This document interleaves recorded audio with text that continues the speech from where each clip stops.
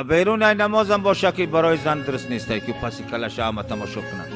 برای زنها درست نیست که در همون خانش باشه و همون این کرتاهایی که حاضر پاره میکنن بسیار بیزیب پاره میکنن، بسیار مالای نازنین رسوا میکنن. این مثلا پیش سینهش و پس کلش همش،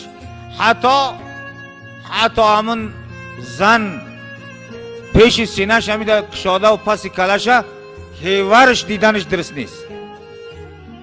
هیورش دیدنش درست نیست. برادر شوهر محرم زنی برادر نیست موافق شریعت خدا.